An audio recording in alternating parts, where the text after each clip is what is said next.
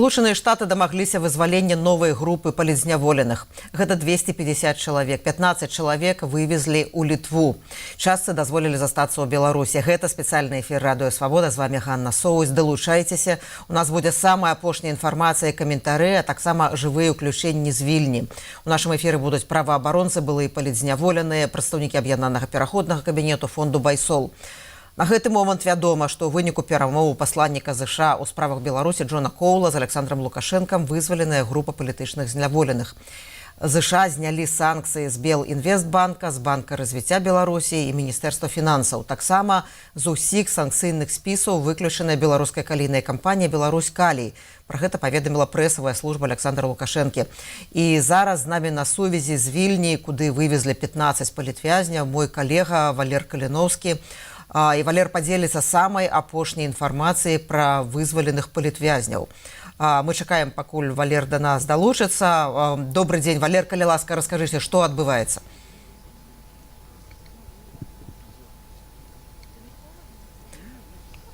Мы чакаем, пакуль з'явіцца сувязь з Валерам Каліноўскім. Я дадам, што Святлана Ціхановская павітала вызваленне палітычных зняволеных. Яна сказала, што гэта вялікая радасць і палёгка на сэрцы. Таксама Марыя Калеснікава была палітзняволеная. Як бы я нічога не разумею. Валер, калі ласка, мы зараз з вами на сувязі, і калі ласка, мы чакаем ад вас самай апошняй інфармацыі. Пакуль Валер нас не чуе, я выбачаюся за тэхнічныя праблемы. Хутка мы наладзім стабільную сувязь. Таксама збор фонду Байсол быў павялічаны са 100 тысяч до 250 тысяч евро, паколькі стала вядомая лічба вызваленых людзей, 250 палітычных зняволеных. І цяпер Валер Каліноўскі, я спадзяюся, зможа расказаць нам, што адбываецца ў гэты момант у Вільні. Калі ласка, Валер. Радыё Свабода. Гэта Валер Каліноўскі. Я вяду свой рэпартаж. Наша камера ўсталяваная ў мікрараёне Звярынец. Я знаходжуся ў мікрараёне Звярынец у Вільні. Гэта прыватны сектар. Офіс Святланы Ціхановскай тут менавіта прызначыў месца сустрэчы вызваленых і вывезеных з Беларусі палітвязняў, якія сёння ў выніку перамоваў амерыканскай адміністрацыі прадстаўнікоў і Александра Лукашэнкі былі адпушчаныя. Тут чакаецца прыезд 15 чалавек. Аўтобус, паводле апошняй інфармацыі, яшчэ недавно быў на мяжы, на літоўска-беларускай мяжы. Там іх спаткалі літоўскія дыпламаты і амерыканскія удзельнікі перамоваў.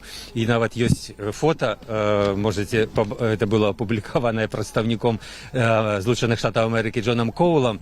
Яны на гэтым фота ўжо на літоўскім баку сабраліся і едуць менавіта сюды, дзе, напэўна, так, скажем так, будзе арганізаванае іх размяшчэнне. Гэта ўжо не першы такі вываз і з дэпартацыяй часткі людзей, якіх вызвалілі у выніку перамоваў адміністрацыі ЗША і Александра Лукашэнкі. Раней вывозілі, але зараз большая частка тых, якія былі вызваленыя, яны засталіся ў Беларусі, 235 чалавек, а 15 чалавек яны едуць. Хто гэта? Ёсць уже апублікаваны спіс, ён не хаваецца. Сярод іх гэта наш... Ответить. Прабачце, зноў тэлефанаванне. Сярод іх таксама наша калега Кацярына Андрэева, Бахвалова. Я звязваўся з яе дзядуляй, ён пацвердзіў, што ёй ўжо ўдалося пазваніць сваім бацькам з літоўскага боку, менавіта з мяжы. Вельмі радыя і сям'я, і дзядулі, і бабуля, але яшчэ муж Кацярыны Бахвалавай, Ігор Ільяш, застаецца у бабруйскай калоніі. Такім чынам, адна частка сям'і іхнай вызваленая і выдвараная з тэрыторыі Беларусі, як і з іншымі палітвязнямі, а Ігор застаецца. Апрача таго, 3 праваабаронцы ў гэтай групе 15 чалавек. Валентин Стефанович, Наста Лойка, Марфа Рабкова, яны таксама вызваленыя, і таксама мы іх чакаем тут. І некаторыя актывісты анархіст руху, блогер Эдуард Пальчис, агулам 15 чалавек. Я глядзеў гэты здымак, было цяжка пазнаць гэтых людзей, таму што так, у турме яны прыблізна все аднолькава выглядаюць, стомленыя. Але я думаю, што гэтых тварах за доўгі час з'явіліся пачуліся усмешкі. Вось тут на гэтым пляцоўцы, якая была нефармальна названая, то прадстаўнікамі офісу Святланы Ціхановскай ўжо сабралася даволі шмат людзей, шмат маіх калег, розных блогераў, праваабаронцаў, былых палітвязняў, якія былі вывезеныя, таксама дэпартаваныя фактычна ў Літву. Ну і вось адзін з тых, хто патрапіў пад такое вызваленне з дэпартацыяй на папярэдняй у снежні, это Уладзь Лапковіч, праваабаронца Вясны. Уладзя, скажыце, якія вашыя апошнія звесткі пра вызваленых і ў прыватнасці пра вызваленых калег праваабаронцаў? Звесткі ўжо вядомыя, мы іх адразу, яны літаральна кожную хвіліну выставляюцца на сайце праваабарончага цэнтра «Весна». Мы вельмі рады вызваленню нашых калегаў. Вось зараз чакаем, з любую хвіліну яны могуць ужо быць паміж намі. Агулам вы чакалі, што Валянціна вызваляць і Насту? Мы вельмі на это спадзявались кожную хвіліну, мы вельмі моцна так трымалі кулачкі за іх, і это вельмі важны і цудоўны момант. Можаш параўнаць з тымі пачуццямі, якія ў цябе былі 13 снежня? Вельмі падобна. Я абсолютно разумею, што адчуваюць зараз мае сябры, мае калегі, якія вось першыя іх хвіліны, гадзіны на волі. Это незабыўнае адчуванне вольнага паветра, добрых людзей вакол цябе, адсутнасці пагрозы для цябе жыццёвай і столькі надзеяў і перажыванняў, што вельмі важна, каб яны як мага хутчэй абмянілі свае сем'і, таму што для мяне у той момант гэта было самым галоўным. Ну, вось вас дэпартавалі з Беларусі. Фактычна без пашпарту, вы зараз не маеце дакументаў. Ці ёсць у вас інфармацыя, што аналагічныя праблемы маюць і цяпер вызваленыя? Не, у нас пакуль што няма інфармацыі, ці былі выдадзены ім пашпарты, ці яны таксама дэпартаваныя без пашпартоў. Вельмі спадзяюся тое, што рэжым пачаў хоць мінімальна выконваць свае абавязальніцтвы ў дачыненні да сваіх грамадзянаў і больш не робіць такіх рэчаў і выдаў ім, і яны выехалі са сваімі дзейснымі пашпартамі. Ну, але гэта толькі мае спадзяванні. Інфармацыю такую мы толькі даведаемся ўжо, калі сябры і калегі будуць тут. Ну, мы іх спытаем пра гэта. А тое, што 235 чалавек далей ім дазволілі з тых, которые вызвалілі сёння, застацца ў Беларусі. Мы іх прозвішчаў не ведаем. Мы не ведаем, па якіх артыкулах іх судзілі і на якіх умовах іх адпусцілі, ці яны маюць магчымасці. Што мы на гэты момант можам сказаць? Я ўжо цяпер як праваабаронца вас пытаю. Мы фармуем гэтыя спісы. Мы вельмі спадзяемся, што рэжым створыць ім нармальныя умовы быць вызваленымі і адносна, наколькі можна в Беларусі быць свабоднымі, што яны не будуць далей пераследавацца і што пагрозы новага крымінальнага пераследавання дачынення да іх не будзе. Гэта самае галоўнае, каб рэжым зараз не пачаў другую хвалю рэпрэсію дачынення да тых людзей, якіх сёння вызваліла ўнутр краіны, і каб у іх была свабодная воля, калі яны вырашаць усё ж такі пакінуць Беларусь ці застацца ў Беларусі без гвалту і перашкодаў. У спісе палітвязняў, тым не менш, застаецца зараз каля 900 чалавек, так скажем? Ну, больш за 900, так. Больш за 900. Вызвалена 250, шмат людзей, але яшчэ больш застаецца. І вось я сёння сярод тых навінаў пазітыўных і рэакцый пазітыўных, якія з'яўляліся цямага вечара, гэтага дня, заўважыў, што ёсць навіна на вясне, дарэчы, пра затрыманне аднаго чалавека ў Менску. Канешне, рэпрэсіі не спыняюцца, і тут вельмі важна, каб сапраўды умовы перамоваў і умоваў нейкае палепшэння, змены санкцыяў. Амерыканскі бок ставіў у тым ліку і пытанне вызвалення, і пытанне адмены тых практыкаў рэпрэсіяў. Рэпрэсіі павінны быць скончаны, таму што мы не можам аказацца ў той жа самай сітуацыі, в якой мы зараз знаходзімся, маючы 900 палітвязняў. Калі праз год, нават калі гэта, я вельмі спадзяюся, будуць у хуткім часе вызвалены ўсе палітвязні, але мы праз год зноў будзем у сітуацыі новых 1000 палітвязняў. І гэта, безумоўна, заганная, абсолютно злачынная практыка павінна быць зламана. А як вы мяркуеце, ці, можа быць, ведаеце, якім чынам на гэтую тэму амерыканскія перамоўшчыкі даводзяць думку да... Даводзяць. Тое, што нам вядома з розных краінцаў, тым тое, што умова паляшэння стасункаў таксама з'яўляецца не толькі канкрэтныя лёсы людзей, але у тым ліку і адмена, адыход рэжыма ад санкцый, не ад санкцый, адыход рэжыма ад рэпрэсійнай практыкі. Ну, а тое, што ёсць нейкія аблягчэнні ў санкцыйным ціску з боку амерыканскага кіраўніцтва, але, відаць, не да канца, вы лічыце, застаецца інструментам? Конечно, застаецца інструментам, і мы бачым гэты інструмент, што людзі выходзяць. Значыць, інструмент санкцый працуе. І інструмент адмены санкцый працуе. Таму я вельмі спадзяюся тое, што далейшы ціск з аднаго боку санкцыйны, а з іншага боку магчымасць для рэжыма, што санкцыі будуць адменены, прывядзе да хуткага вызвалення ўсіх палітычных вязняў. Ну і хацеў вас запытаць, вы зараз на пастаянным кантакце з калегамі, з праваабаронцамі і, можа быць, з тымі, которые вы яшчэ не паговорили з Валентина, не? На жаль, не. Можа быць, ну ты, якія Сочи пільнуюць, дзе зараз, калі чакаецца прыезд вот гэтага аўтобуса з палітвязнямі? Зараз вельмі шмат шутак. Мы яшчэ не вядома. Вядома, што яны ўжо ў бяспецы, яны на тэрыторыі Літвы, і ўсё ж такі маршрут ад мяжы да Вільні недалёкі, таму в любую хвіліну яны могуць быць тут. А доўга ідзе афармленне дакументаў ці гэтых пашпартоў? Я не ведаю, таму што мяне выдварялі праз Украіну. Украіна-польскую мяжу мы прайшлі хутка. І на гэта, дзякуй Богу, дзякаваць і працы украінскіх службаў, якія нас эвакуавалі, і польскага боку. Дзякую Уладзю Лабковічу, праваабаронцу і былому палітвязню, які прыйшоў сустракаць і сваіх калег, і іншых палітвязняў, што мы чакаем зараз у Вільні.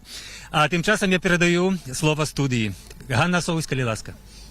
Я дзякую Валеру Каліновскаму, які застаецца з намі на сувязі. Мы спадзяемся, што мы падключымся ізноў да Вільні ў той момант, калі прыедуць вызваленыя палітзняволеныя. Я хацела колькі словаў сказаць пра тых, хто быў вызвалены сёння і каго чакаюць у Вільні. Гэта журналістка Белсату Кацярына Андрэева, Бахвалова. Яна трапіла за краты ў лістападзе 2020 году, калі яна рабіла рэпартаж з акцыі на плошчы Пераменаў, дзе быў забіты Роман Бандарэнка. Журналістку двойчы судзілі, агулам прызначылі 8 гадоў 3 месяцы зняволення. Яна адбывала пакаранне ў жаночай калоніі нумар 4 ў Гомлі. Вызваленая таксама праваабаронца Наста Лойка з арганізацыі Human Constanta. Яна была асуджаная на 7 гадоў зняволення. Апошнія амаль паўгода Наста Лойка знаходзілася ў памяшканні камернага тыпу гомельскай калоніі, куды яна трапіла за нібыта парушэнне рэжыму. Яшчэ адзін вызвалены палітвязень, гэта Эдуард Пальчес, пра якога згадаў ужо Валер Каліновскі. Это блогер, грамадскі актывіст, палітвязень. Ён быў арыштаваны ў верасні 2020 году. Яго асудзілі на 13 гадоў калоніі, адбываў пакаранне ў Наваполацкай калоніі нумар 1. Гэта адна з найбольш жорсткіх калоній для палітычных зняволеных.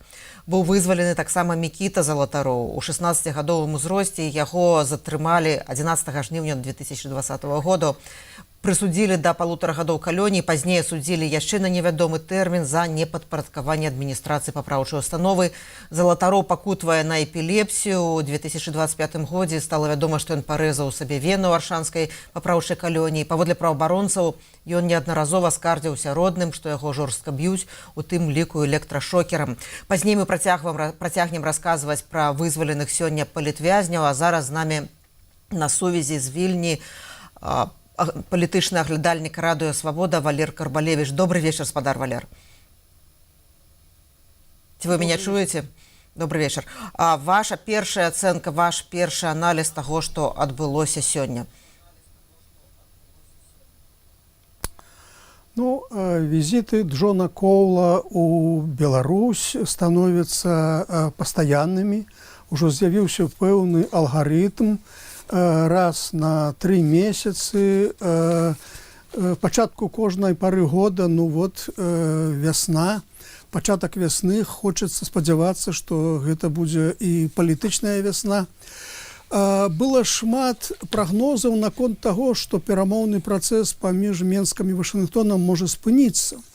З-за таго, што, маўляў, Трамп пакрыўдзіўся, што Лукашенко не паехаў на Раду міра ў Вашынгтон, і быў вокрык з Масквы наконт таго, каб Лукашенко не ехаў, што паказвае несамастойнасць Лукашенко. І вайна ў Іране, вакол Ірана, на Блізкім Усходзе таксама стала пэўнай праблемай для перамоўнага працэсу Беларусі і ЗША, у тым плане, што былі прагнозы, што цяпер пытанне вайны ва ўкраіне ўжо не такое актуальнае, а цікавасць да Беларусі была менавіта за ўключанасцю Беларусі ў гэты працэс, у гэты канфлікт военные России и и Украины. Ну, але тым не менш Кол прыехаў, і гэта паказвае, што перамоўны працэс працягваецца, што Злучаныя Штаты зацікаўлены ў ім. І мне падаецца, што якраз вот цяпер на фоне не вельмі добрых навін для Злучаных Штатаў наконт таго, як адбываецца эта блізкаўсходняя вайна, цэны на нафту выраслі, цэны на бензін у ЗША выраслі, Трампу патрэбны добрыя пазітыўныя навіны. А Джон Коул звычайна прывозіць з Беларусі так званую гісторыю поспеху.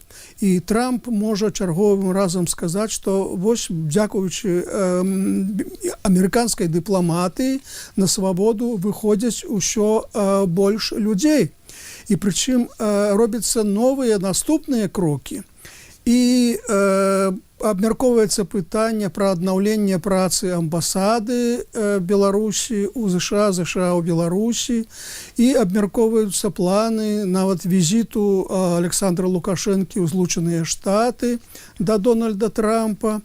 Ну і колькасць палізняволеных, якіх вызвалілі, павялічваецца. Бачыце, ўжо 250, удвая больш, чым мінулым разам. І прычым, што вельмі важна, большая частка з іх застаецца ў Беларусі, наколькі можна зразумець. То бок дэпартуецца толькі невялікая частка. Гэта таксама важны момант і важны, магчыма, пераломны момант у працэсе вызвалення.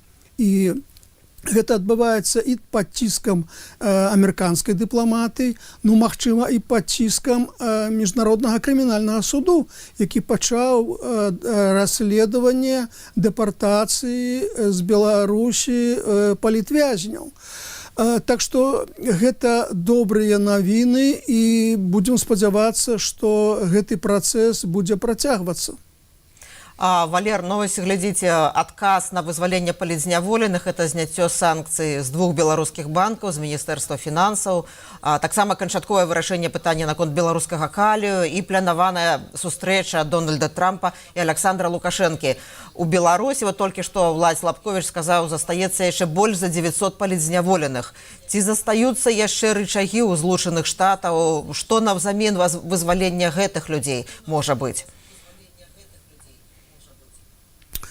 Ну, я думаю, што магчымы візіт Александра Лукашэнкі ў Злучаныя Штаты гэта такі велізарны падарунак афіцыйнаму Менску, што за яго можна будзе вызваліць і ўсіх тых людзей, якія яшчэ застаюцца у Беларусі, лічацца палізняволенымі.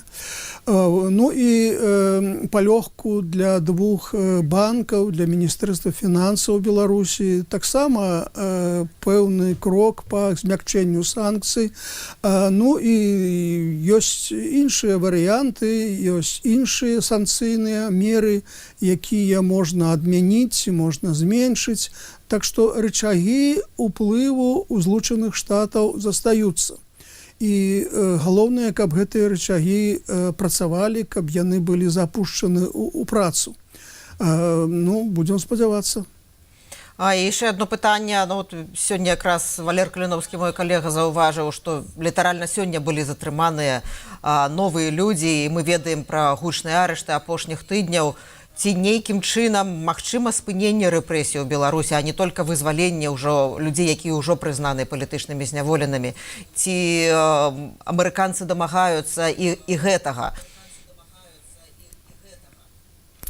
Я думаю, што амерыканцы дамагаюцца. Пытанне ў тым, наколькі гэта рэальна, наколькі гэта магчыма ў сённяшніх умовах.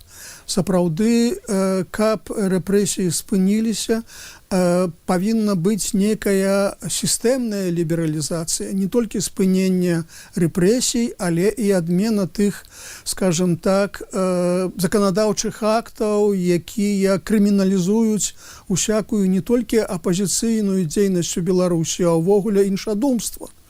І ці магчыма гэта цяжкае пытанне, на яго ніхто сёння адказаць не можа, таму што палітычныя рэпрэсіі гэта адзін з элементаў выжывання існага палітычнага рэжыму. Пры якіх умовах гэта магчыма, цяжка ўявіць. Мне падаецца, што пакуль не закончыцца вайна ва ўкраіне і не паўстане пытанне пра адмены санкцый і з боку еўрапейскага звязу, разлічваць на некія сістэмныя меры, на некую сістэмную лібералізацыю ў Беларусі, на жаль, наўрад ці варта. Вы згадалі рашэнне міжнароднага крымінальнага суду распачаць расследаванне дзеянняў улада ў Беларусі. Як вы мяркуеце вот гэты візіт, гэта магчымая сустрэча Александра Лукашэнкі з Дональдам Трампам? Ці не будзе асцерагацца Александр Лукашенко ляцець у Злучаныя Штаты, улічваючы гэтае рашэнне міжнароднага крымінальнага суду? Рашэнне крымінальнага суду заключаецца ў тым, што пачынаецца сур'ёзнае расследаванне. Ніякага ордеру на затрыманне, на арышт няма не толькі адносна Александра Лукашэнкі, но і іншых беларускіх чыноўнікаў. Таму не думаю, што варта асцерагацца некіх праблем падчас гэтага візіту. Тым больш, што Злучаныя Штаты даволі, скажем так, непрыязна ставяцца да дзейнасці міжнароднага крымінальнага суду. Нават уведзены санкцыі з боку Злучаных Штатаў адносна гэтага міжнароднага інстытуту. Тут падаецца другая праблема, больш важная, гэта пазіцыя Масквы. Калі паўстала пытанне пра тое, што Лукашэнку запрасілі на Раду міру Вашынгтон, мы пачулі вокрык з боку Масквы. То было такая калектыўнае мерапрыемства, дзе ўдзельнічалі шмат кіраўнікоў дзяржаў іншых краінаў. І там магла нават не адбыцца персанальная сустрэча Лукашэнкі з Трампам. А тут ужо, так сказать, спецыяльны візіт. Это больш, скажем так, трывожна для Масквы. І вось у такім выпадку, мне падаецца, пазіцыя Масквы можа быць больш важнай у плане таго, што Лукашенко наўрад ці захоча паехаць, наўрад ці яму дазволіць Масква. Вот пазіцыя Масквы тут, мне падаецца, намнога больш праблемная для Лукашэнкі, чым пазіцыя міжнароднага крымінальнага суду. Дзякуй вялікі. На сувязі з Вільні быў наш аналітык Валер Карбалевіч, а зараз мы ізноў вяртаемся ў Вільню да Валера Каліноўскага, які зараз чакае прыезду вызваленых палітычных зняволеных, былых палітычных зняволеных, і разам з ім знаходзіцца былы палітвязень Павел Севярынец. Ці мы маем зараз сувязь з Вільні, калі ласка? Сваё уключэнне з мікрараёна Жвірінас у Вільні, дзе па-ранейшаму чакаюць прыезду аўтобуса з былымі палітвязнямі. Зараз прыходзіў прадстаўнік фонду «Краіна для жыцця» і гаварыў, што яны яшчэ там застаюцца на мяжы, ідзе афармленне дакументаў, і яго працягласць залежыць ад таго, ці маюць яны ўсе пашпарты, ці не маюць, і канкрэтнай інфармацыі на гэтай няма. Група папярэдніх вызваленых у снежні, напрыклад, людзей не мела пашпартоў, ім візы наклейвалі просто на не паперку фармату А4, і, канешне, гэта займала больш часу, і яны больш праблемаў маюць пасля такой дэпартацыі. Нягледзячы на тое, што большасць, 235 чалавек, не выдвараныя з Беларусі, яны застаюцца ў Беларусі, і мы не ведаем іх прозвішчаў, з такой жа самай праблемай, як і падчас ранейшых такіх вызваленняў пасля перамоваў амерыканскай адміністрацыі Александра Лукашэнкі выпускалі людзей, і многія з іх менавіта былі гвалтоўна вывезены. І Мікола Статкевіч адмовіўся выязджаць з краіны і застаецца цяпер у Беларусі, яго вызвалілі. Такім чынам мы тут яшчэ чакаем. В гэтым месцы прывязуць гэтых людзей вызваленых 15 палітвязняў. Это і былыя анархісты, скажем, актывісты руху, і журналисты сярод іх, і блогеры, і праваабаронцы, і палітыкі. Недавно, яшчэ літаральна в такой же самой ситуации, 13 снежня, і быў Павел Севярынец, адзін з тых, хто прыйшоў сустракаць цяперашніх вызваленых экс-палітвязняў. Паша, нагадай, калі ласка, так? Ці ты сам атрымаў пашпарт, ці не, калі тебе вывозілі?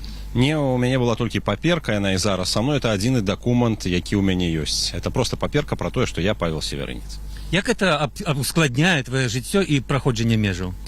Ну, насамрэч, дзве мяжы мы праехалі як у Галівудзе, это украінска-польскую, польска-літоўскую, там просто до нас заходзілі, пыталіся, ці ёсць пашпарты, мы казалі нема, і нас пропускалі далей.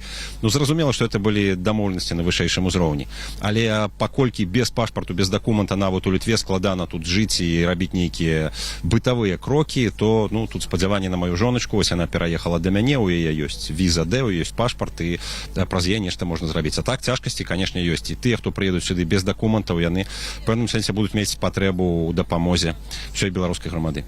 Ну, мы не ведаем, якая сітуацыя цяпер у гэтых 15 чалавек, якіх везуць, так? Нема такой інфармацыі. Пакуль у мяне такой інфармацыі няма, но магчыма ўсё, з нашым рэжымам магчыма ўсё. Але як ты вот увогуле ацэньваеш з гуманітарнага пункту гледжання і з палітычнага, і з законнага, вот такі крок, што і цябе пазбавілі пашпарта, і вось з Уладзем Лапковічам мы гаварылі, ён без пашпарту не можа фактычна рухацца па-за межы Літвы. Якім чынам улады Беларусі, для чаго яны так дэманстратыўна робяць?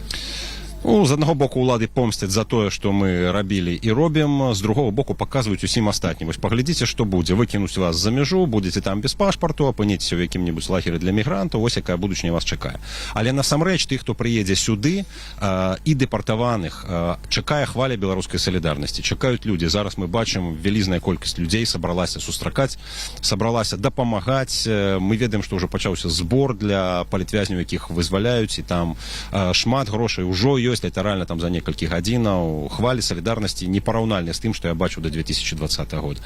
Это сапраўды круто. Таму тут беларусам баяцца няма чаго. Беларус беларусу беларус, і ў Літве гэта будзе адчувацца вельмі моцна. 250 чалавек паводле прэс-службы Лукашэнкі сёння вызвалена, з іх 15 вывезлі, большасць застаецца ў Беларусі. Усё ж такі, скажем, это таксама як і паказальна, што не ўсіх выдвараюць і шмат вызваляюць. Напэўна, пасля нашага вызвалення і пасля гісторыі з Мікалаем Статкевічам амерыканцы ўсё-такі прынцыпова паставілі пытанне, тыя, хто хочуць застацца ў Беларусі, павінны застацца ў Беларусі. Тых, хто асабліва дасаджаў рэжыму, і так выкінулі, і так вывезлі, і, в прынцыпе, напэўна, яны вырашылі, што справяцца з наглядам за тымі некалькімі сотнямі палітвязняў, якіх выпускаюць. Менавіта таму Лукашенко і згадаў, што калі захочаце паўтарыць 2020 год, рэакцыя будзе жестачайшая. Гэта азначае, што рэжым баіцца і гэтых соцень людзей, якіх прэсавалі гадамі ў турмах, ён баіцца іх. Ну і, напэўна, не беспадстаўна баіцца. Тут весна, хістаюцца рэжымы ў Венесуэле, на Кубе ці ў Іране, і ўрэшце рэшт ідзе дзень волі, беларуская весна. Вось гэтыя вызваленні палітвязняў таксама натхняюць беларусу. Таму самы час нам удыхнуць на поўныя грудзі і зразумець, што мы робім чарговы крок да волі. 20 гадоў таму плошча была, ты удзельнічаў ёй? 20 гадоў таму я сядзеў на лесапавале, быў разам з Мікалаем Статкевічам асуджаны, але 30 гадоў таму, калі пачыналася весна 96-го года, з якой, дарэчы, бярэ пачатак і арганізацыя «Вясна славутая», удзельнічаў яшчэ студэнтам і бачыў вось той рух, дзесяткі тысячаў людзей, якія выходзілі пад чырвона-белымі сцягамі на дзень волі. Зараз у Беларусі немагчыма адзначыць дзень волі, сустрэць палітвязняў? Зараз у Беларусі магчыма ў гэты дзень больш гучна размаўляць па-беларуску паўсюль, дзе мы ёсць. За гэта, дзякуй Богу, пакуль яшчэ не караюць. Магчыма усміхацца сябрам, вітаць іх, магчыма сустракацца і адзначаць дзень волі ў сямейным коле. Мы заклікаем да гэтага. Ну а там, дзе беларусы могуць выйсці з чырвона-белымі сцягамі і могуць падтрымаць арганізацыю дня волі, мы заклікаем гэта зрабіць. Тыя, хто могуць гэта зрабіць, 25 сакавіка змогуць далучыцца. Ну і тебе як палітыка хацеў бы спытаць, якая твоя ацэнка вось этого ўсяго перамоўнага працэсу, у выніку якога і ты быў вызвалены, і Бяляцкі быў вызвалены, і вось Кацярына Андрэева вызваленая. Гэты працэс все-таки пазітыўны, але у той жа час з'яўляецца інфармацыя пра затрыманне новых. Нават сёння ў Менску затрымалі чалавека, суды, справа кнігароў, кніганошаў, кнігавыдаўцоў, якія таксама застаюцца затрыманымі, і разбураецца тое, чым яны всё жыццё сваім займаліся. Як от гэта табе, а тым часам Злучаныя Штаты здымаюць санкцыі і дабіваюць вызвалення чарговых людзей. У гэтай сітуацыі Злучаныя Штаты выглядаюць добрым паліцэйскім, Еўропа кепскім паліцэйскім. Еўропа трымае цвёрдую пазіцыю і гаворыць, што без вызвалення палітвязняў, спынення рэпрэсію і крокаў па дэмакратызацыі ніякай адмены санкцыяў не будзе. І гэта можна зразумець, гэта можна вітаць. Амерыка вырашыла надаць дынаміку працэсу, і трэба пры ўсім розным стаўленні да адміністрацыі прэзідэнта Трампа сказаць, што тут вынікі ёсць. ёсць. І вынікі тут такія, гэта вызваленыя людзі, это хваля свабоды ўнутры Беларусі па-за межамі Беларусі, таму што гэта вызваляе, это все-таки вызваляе. Я думаю, што калі Захад будзе каардынаваць вось гэтую палітыку і весці яе далей, плён будзе, вынікі будуць, і я перакананы, што гэта рана ці позна прывядзе да змены сітуацыі ў самой Беларусі. Дзякуй вялікі. Это быў Павел Северынец, сам недавно палітвязень, цяпер вызвалены актывіст. Ён старшыня кіраўнік аргкамітэту па святкаванні Дня волі, якое в бліжэйшыя дні будзе адзначацца ў розных краінах, у розных гарадах. Паводле Павла, здаецца, у 40 краінах свету, у розных гарадах. Беларусы выйдуць гэта адзначыць, але выглядае, што ў Беларусі такой магчымасці у іх не будзе. А мы далей застаемся ў гэтым месцы. Прадстаўнікі фонда, які прымае эту групу палітвязняў, паведамілі, што вось тут прыедзе гэты аўтобус, прасілі не паказваць вуліцу, нумары дамоў, бо гэта дыскрэтнае, сакрэтнае месца, дзе яны атрымаюць прытулак. Ганна, слова в студыі. Валер Каліноўскі працягвае працаваць у Вільні, у месцы, дзе чакаецца прыезд былых палізняволеных, 15 чалавек, а з намі на сувязі былая палізняволеная, былая супрацоўніца БТ Ксенія Луцкіна, якую асудзілі да 8 гадоў зняволення. За кратамі Ксенія правяла амаль 4 гады, была памілаваная Лукашэнкам праз цяжкі стан здароўя у выніку онкалагічнай хваробы. Ксенія, як былая палізняволеная, вот вы ведаеце, вы адчуваеце, што цяпер, якія пачуцці цяпер у людзей, якія толькі прайшлі праз мяжу, якія толькі адчулі сябе свабоднымі? Што для іх цяпер самае важнае? Абняць сваіх родных. І тое, што яны насамрэч вольныя, яны зразумеюць не сёння. І дакладна не сёння. Гэта павінна яшчэ... Я думаю, што зараз гэта вялізнае шчасце. Я рэальна, калі пабачыла фота Марфы Рабковай, то немагчыма перадаць, што я адчуваю, таму што я вспомнила, як мы на пачатку 21-го года абмяркоўвалі, колькі яна так казала, што яна каштуе Белаз, вось бачыце, атрымалася, што яна каштуе Белінвестбанк. І не толькі, як яна перажывала за сваіх сяброў з вясны, зараз яны ўсе на волі, і разам з нас яны выйшлі. Гэта вялікае шчасце. Я думаю, што яны зараз не надта разумеюць яшчэ, што гэта, таму што свабода гэта такая, ты яе адчуваеш, але ж не адразу. Тым больш трэба ўсё нанова пачынаць. Што зараз адчувае Кацярына Андрэева, я ўвогуле не разумею, таму што мяне таксама пераарыштоўвалі, але ўжо да такой ступені здзекваліся над чалавекам. Пераарышт, другі суд. Марфа, нагадаю, з верасня 2020 года была за кратамі, адна з першых жанчын. І яна сама распавядзе пра свае, так бы мовіць, прыгоды ў СІЗА і колькі ёй дасталася. І колькі яна перажыла ўсяго, гэта мужная маленькая жанчына заўжды з светлым позіркам. І зараз мы бачым спісы людзей, яшчэ не пацверджаны, тых, хто застаўся, нібыта застаўся в Беларусі, але пакуль няма пацверджанняў дакладных, што вось яны рэальна дома. Я чакаю, што ўсе будуць дома. От гэтыя спісы з'явіліся, я пачала яго глядзець, падчас эфіру я яшчэ не вывучыла все імёны, але я бачу, што, напрыклад, муж Кацярыны Андрэева, Ігор Ільяш, яго няма ў гэтым спісе. І няма ў гэтым спісе Эдуарда Бабарыкі. Як вы глядзіце на гэтую тактыку, калі пакідаюць за кратамі закладнікаў, тых, хто выходзіць? Гэта рэальна застаюцца закладнікі, таму што каб чалавек сябе паводзіў акуратна. Каб моцна думаў, што казаць, што не казаць. І гэта зразумела, што так будзе адбывацца. Але гэта жудасная практыка, якую неабходна... Тут трэба працаваць над тым, каб сканчваліся рэпрэсіі, таму што гэта мы, безумоўна, вельмі рады, калі людзі выходзяць. Гэта для мяне асабіста, калі я бачу людзей, якіх я ведаю, і за якіх я перажывала, таму што яны табе ўжо роднымі становяцца. І гэта вялікае шчасце. Але ты разумееш, што кожны дзень у нас з'яўляюцца новыя палітвязні. І, на жаль, статыстыка не ў бок вызвалення. А вот Мікола Статкевич у сваім тэлеграм-канале, ён мае магчымасць цяпер пісаць, хаця вельмі рызыкуе, павітаў вызваленне палітвязняў, я працытую: «Вітаю вас на волі, вы гонар сумлення нацыі. Марына і я радуемся разам з роднымі вызваленых, сумуем разам з тымі, хто пакуль не дачакаўся сваіх любімых, каханых на волі. Самых небяспечных яны аддаюць апошнімі. Небяспечных тых, хто па меркаванні рэжыму захаваў годнасць і прагу свабоды для нашай краіны. Сіл вам і мужнасці дачакацца мы з вамі. Мы ўдзячныя ўрадам дэмакратычных краін, усім, хто спрычыніўся да вашага вызвалення. Веру, што ўсе беларусы дачакаюцца свабоды». Так напісаў Мікола Статкевич. Як вы мяркуеце, вот гэты ахвярны мужны ўчынак Міколы Статкевіча, калі ён адмовіўся выязджаць з Беларусі, і фактычна ён ахвяраваў сваім здароўем, ён зараз пасля інсульту аднаўляецца дома, ці ён паўплываў у пэўным сэнсе на тое, што не ўсіх дэпартавалі з Беларусі, што людзям далі магчымасць застацца ў Беларусі? Я думаю, што яго ўчынак стаў ілюстрацыяй той сітуацыі, з якой сёння сутыкаюцца еўрапейскія краіны, у якіх дэпартуюць палітычных зняволеных. Таму што рэальна гэта фактычна штучнае стварэнне гуманітарнага крызісу на мяжы у Польшчы і ў Літве, прыняць такую колькасць людзей без пашпартоў, без грошай, без рэчаў, без нічога. Гэта раз'яднаныя сем'і. У мінулай групе палітвязняў былі людзі, якія сёння не могуць уз'яднацца з дзецьмі, бацькі, якія адні узгадвалі сваіх дзяцей. А сітуацыя з Міколай Статкевічам, яна стала ілюстрацыяй на ўвесь свет, што гэта рэальна проста жахлівая сітуацыя. Людзі павінны мець выбар, застацца ў краіне ці не. Вот зараз мы бачым кадры журналістаў, праваабаронцаў, былых палізняволеных, проста неабыякавых людзей, якія чакаюць, як прывязуць былых палітвязняў. Там і наш калега Валер Каліновскі, які выйдзе з намі на сувязь. Я хацела запытацца, вот з тых, з кім вы сидзелі разам, хто выйшаў, каго вы чакаеце, пра каго вы найбольш хвалюецеся?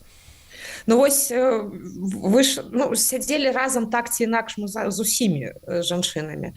Выйшла Марфа, мы з ёй у камеры былі, так бы мовіць, пачалі сябраваць, і вельмі шмат гісторый, якія я не распавядала, тому што напрост чакала, калі яна выйдзе. Мінулы раз выйшла Марына Золатова. Зараз ёсць інфармацыя, нібыта Валерыю Касцюгову адпусцілі. Гэта таксама у спісе. Таксама я зараз знайшла Шапкіну Алесю.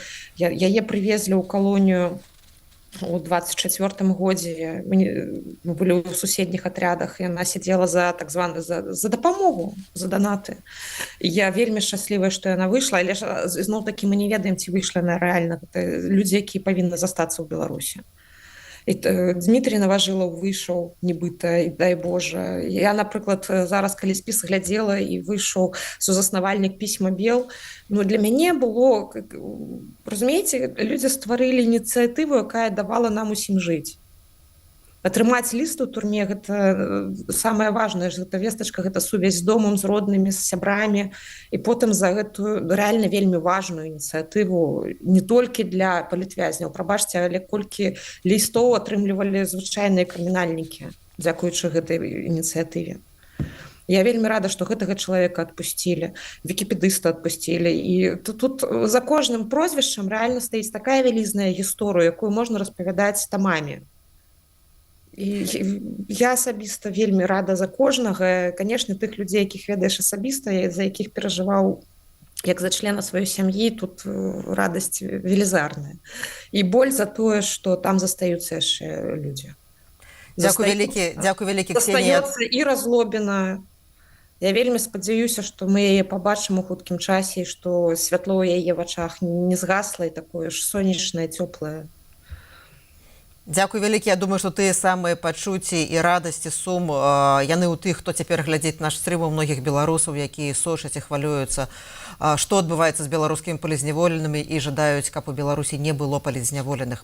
З намі на сувязі была былая палізняволая журналістка Ксенія Луцкіна, а мы зноў пераключаемся ў Вільню. З намі на сувязі зноў Валер Каліновскі, мой калега, і разам з ім старшыня Беларускай асацыяцыі журналістаў Андрэй Бастунец. На пляцоўцы ў мікрараёне Звярынас у Вільні, куды повинен невзабаве приехать автобус с вызволенными политвязнями из Беларуси. 15 человек перевезли у Беларуси, выдворили, как и у попередних выпадках.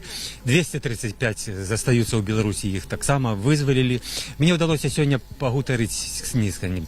переписаться с Сергеем Вагановым, дядулей Катерины Андреевой, одной з наших коллег, журналисток, яка 5 годов отбыла за кратами за свою журналистскую працу, за то, что она вела стрим с площади Перемен у Менску, коли была акция памяти Романа Бондаренки.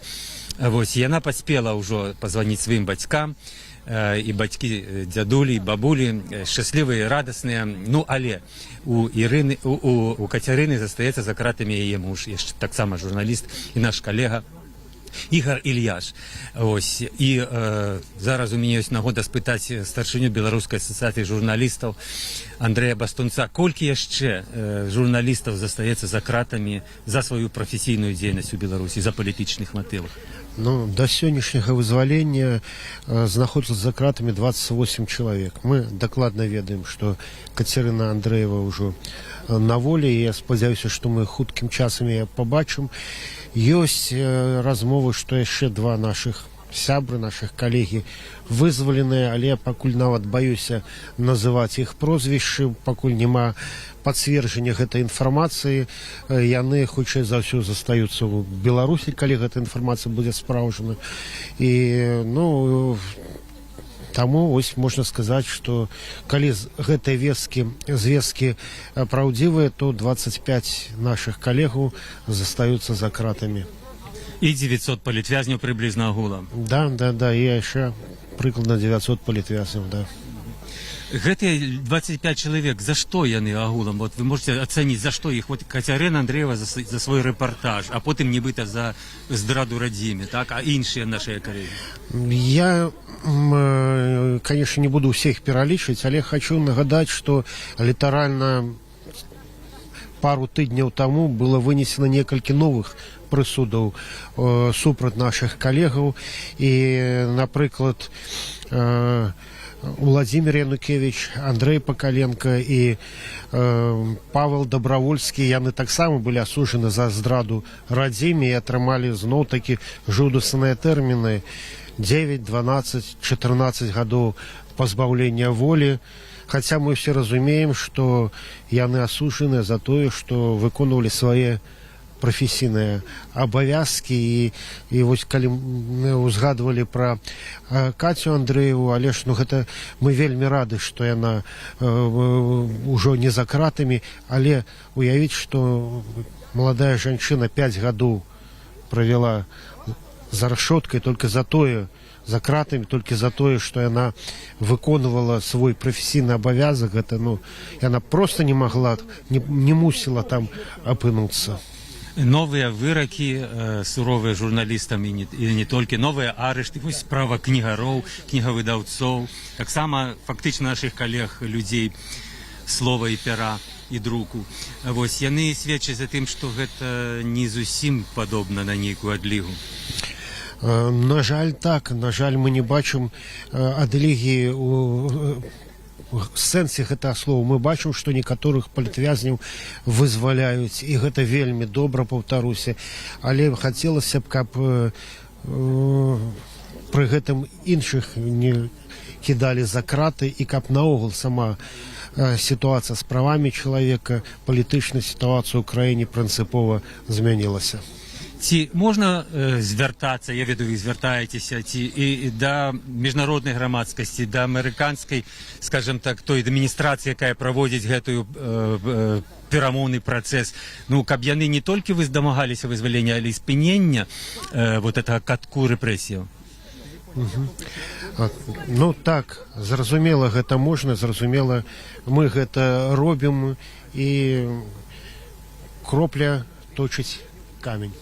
Дякую вялікі, это быў Андрей Бастунец. Давайте зараз яшчэ падыдзем, калі ёсць магчымасць, тут Денис Кучынскі расказвае нешта важнае. 35 чоловік, які заснуться у Білорусі, 15 чоловік, які зараз знаходяться, ось як ми розмовляємо, на литовсько-білоруській межі. Застався один чоловік, якому треба оформити документы, і вось літаральна ўжо праз як толькі аформіць апошняга з нашых герояў, яны сюды прыедуць, зможаце таксама іх прывітаць. Таксама мы хацелі папрасіць для людзей, якія не захочуць каментаваць, магчыма захочуць больш такого прыватнага, таксама пастаўцеся, калі ласка, з разуменнем. Гэта вельмі важна все ж таки для людзей мець такую магчымасць таксама не размаўляць, калі яны не захочуць з медыямі. Але зноў-таки это вялікае дасягненне, мы вельмі ўдзячныя. Я ўчора сустракаўся і са спадаром Коулом, і са спадаром Смітам. Мы сёння знаходзіліся в такім проста штогадзінным кантакце цягам усяго дня. Вось, і таму гэта вельмі важнае дасягненне, мы вельмі за гэта ўдзячныя, і таксама вельмі ўдзячныя Літве. Таму што Літва дапамагае прыняць нашых герояў і гераінь. Тут удзячны, безумоўна, і літоўскаму ўраду, літоўскай службе міграцыі, літоўскім памежнікам, нашым партнёрам арганізацыям, такім як Freedom House, такім як, безумоўна, таксама нашым партнёрам аб'яднанаму пераходнаму кабінету. Наша прадстаўнічка аб'яднанага пераходнага кабінета Воля Зазулінская зараз знаходзіцца на мяжы, дапамагае разам з літоўскімі партнёрамі для того, каб людзі змаглі атрымаць дакументы. На жаль, зноў рэжым робіць цяжкасці, таму тыя людзі, якія зараз знаходзяцца на літоўска-беларускай мяжы, яны зноў без дакументаў, без пашпартоў. І тут зноў-такі яшчэ раз вельмі вялікая падзяка для нашых літоўскіх калегаў, партнёраў, якія дапамагаюць прымаць нашых людзей, дапамагаюць дакументамі. Яны зараз атрымаюць тыя пасведчанні і дакументы, якія дазволяць ім знаходзіцца пэўны час у Літве. Ну і далей мы зноў, як і ў мінулыя разы, як вы узгадваеце мінулыя вызваленні, мы будзем дапамагаць нашым героям і гераіням аднавіцца да жыцця, каб яны мелі дах над галавой, каб яны мелі ту неабходную падтрымку і гуманітарную, фінансавую, таксама як яны маглі аднавіць сваё здароўе, аднавіць свой стан. І зноў-такі прашу яшчэ раз ласкава паставіцца з разуменнем таксама да людзей, калі яны прыедуць, калі яны раптам не захочуць размаўляць з медыямі. І, безумоўна, мы вельмі таксама рады, што журналісты і журналісткі выходзяць з турмаў. Таму дзякую яшчэ раз всім калегам, якія асвятлялі тыя умовы, у якіх знаходзіліся нашы палітвязні, тыя складанасці. Таму я думаю, што это таксама насамрэч это вялікая супольная перамога, і тут вельмі важна таксама адзначыць і працу еўрапейскага звяза, і тое, што Еўропа застаецца такой прынцыповай, моцнай, і тым, што вось так крок за крокам мы спрабуем і ратуем нашых герояў і гераінь, але зноў-такі праца працягваецца. Нам вельмі важна, каб не толькі адбываліся вызваленні, але і таксама, каб спыняліся рэпрэсіі, каб іх наогул не было, і каб эта колькасць палітвязняў не павялічвалася, каб яна зменшалася, і каб спыніліся рэпрэсіі, зноў-такі краіна вярнулася да дэмакратыі і да свабоды. Таму будзем працаваць разам. Зноў-такі яшчэ раз вельмі ўдзячны нашым амерыканскім калегам, Літве, партнёрам таксама Польшы, еўрапейскаму звязу. Таму ўжо я змагу паведаміць, як толькі выйдуць яны з мяжы, я змагу даць адразу вам каментар. Прыкладна гэта зойме, напэўна, каля 45-40 хвілін да таго, каб яны сюды прыехалі. Мы іх зноў-такі адвядзем у месца, каб яны мелі дах над галавой, падтрымку, вопратку, тэлефоны, маглі звязацца таксама з роднымі, і пасля, спадзяемся, будзе магчымасць паразмаўляць для тых іх, хто будзе гатовы з прэсай. Відомо, може вам, ці був у них вибір застатися у Білорусі, їх примусово винудили виїжджати? Тыя 15 людзей, якія зараз выехалі, гэта вельмі падобна. Зноў-такі мы зараз вернемся, паразмаўляем з імі. Я думаю, што это было вельмі падобна на тыя умовы, як это было ў мінулыя разы, што для людзей гэта было такой неспадзяванкай. Вось, але тут, зразумела, вельмі вялікую працу робяць. Зноў-такі асноўны такі крэдыт, дапамогу і падзяку, безумоўна, прэзідэнту Трампу, спецпасланніку Коулу і Крісу Сміту, ўсёй камандзе Бау таксама, якая пастаянна працуе, амбасадарцы Кары Макдональд. Вось з усімі з імі учора сустракаўся, размаўляў, яны сапраўды робяць такую тытанічную, невераемную, вельмі складаную і, што хачу падкрэсліць, таксама вельмі далікатную працу. Вось, таму яшчэ раз дзякую вам за разуменне сёння таксама, таго, што асабліва да тых людзей 235, пра якіх вось мы размаўлялі, мы мусім даведацца, убачыць, што гэтыя людзі сапраўды на волі, што яны выйшлі, што яны сем'ямі. Таксама магчыма, не ўсе хочуць быць вядомымі, таму давайте паставімся проста з такой павагай да выбара кожнага чалавека. Ці яны хочуць быць вядомымі, ці хочуць размаўляць, ці не хочуць размаўляць. Вось, а тых, хто выйдзе на сувязь з роднымі, зноў-такі працуе зараз наш штаб. Вось, ён можа падтрымліваць, атрымоўвае зараз званкі ад родных. Вось, і яны пацверджваюць для родных, для сем'яў, для блізкіх, калі чалавек выйшаў на волю ці застаецца ў турме. Была інфармацыя, што ты размаўляў з Коулам учора. Так, я пацверджваю, я сустракаўся учора з спадаром Коулам, са спадаром Смітам, і сёння на працягу ўсяго дня мы знаходзіліся практычна і з імі, з ягонай камандай у пастаяннай камунікацыі. Вось я толькі што таксама размаўляў з імі сёння, калі яны былі на мяжы ўжо з нашымі героямі, гераінямі, бачылі таксама фотаздымак. Вось, вялікая яшчэ раз падзяка для нашых амерыканскіх калегаў. Сапраўды мы вельмі ўдзячны і за гэтую працу, і за вызваленне, і таксама за той кантакт, які маем зноў-такі і са спадаром Коулам, і з Белым домам.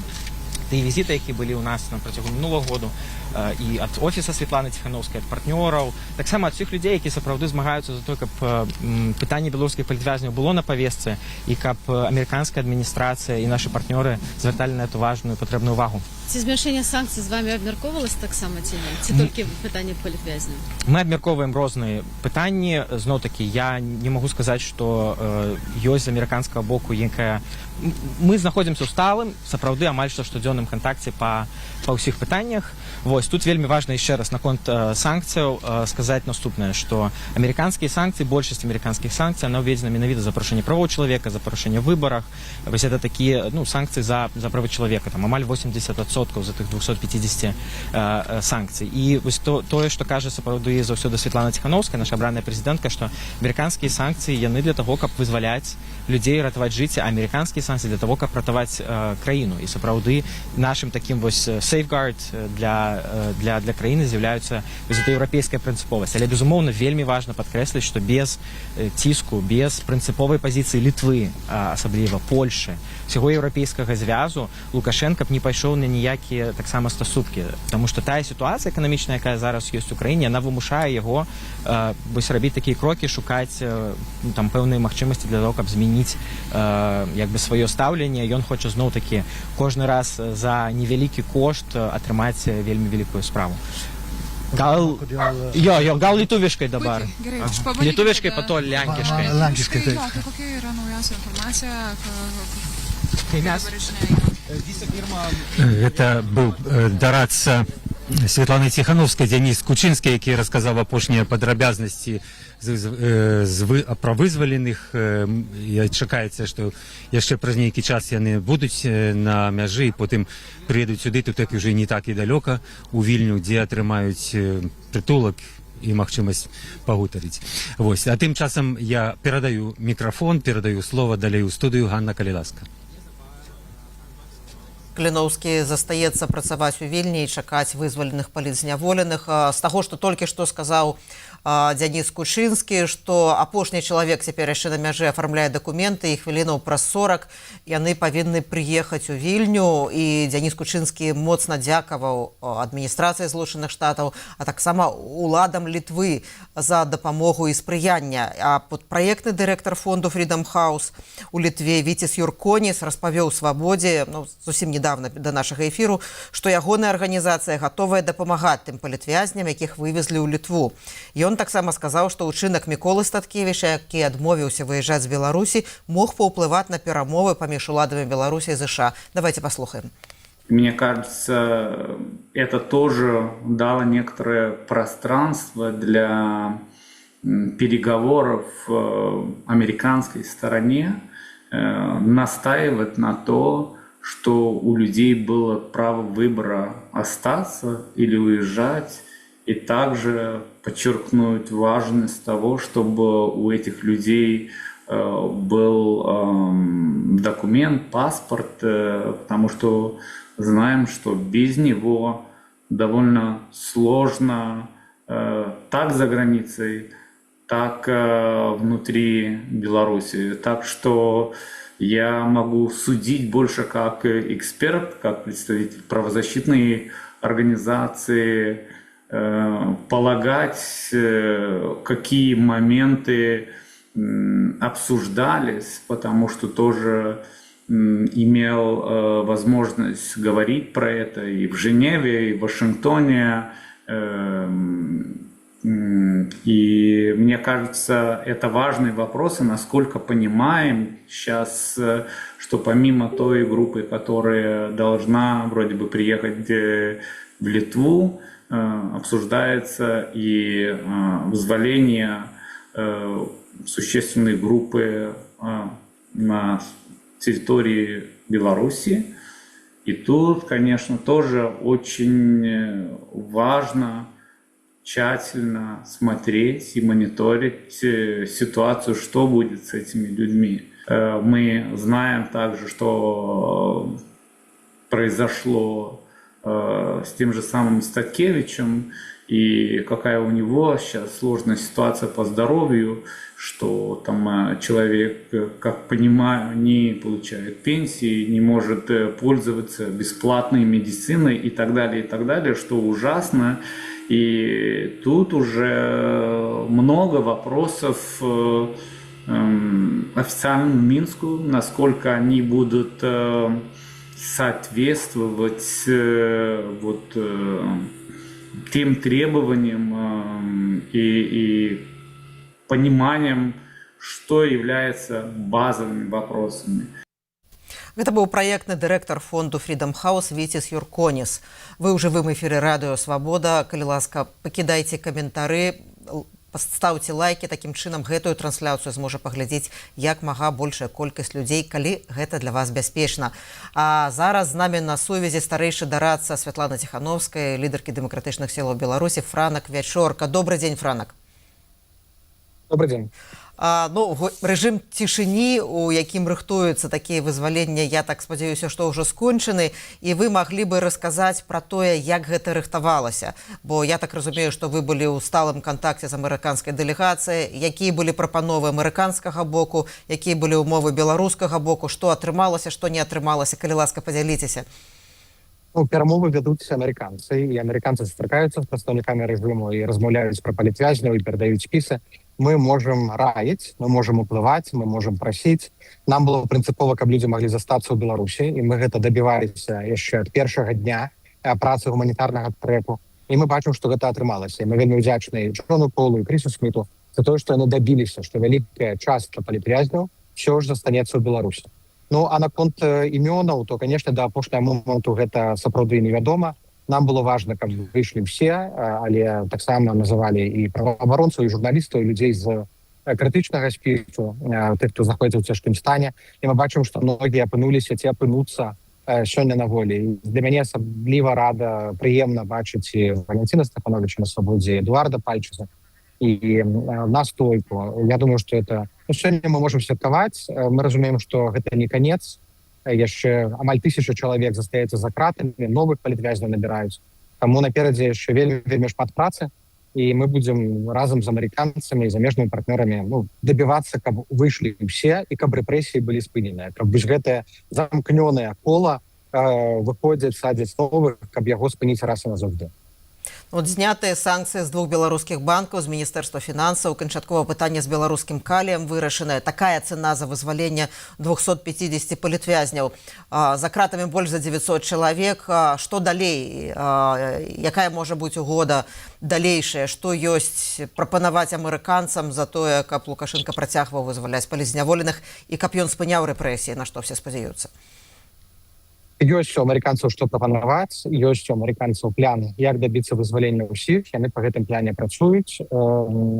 Так, гэтыя санкцыі, гэта плата, так, гэта немаральна гандляваць людзьмі, але у амерыканцаў такі падыход, яны выступаюць размовы з тэрарыстамі, вядуць размовы аб вызваленні закладнікаў, прапановваюць нешта ўзамен.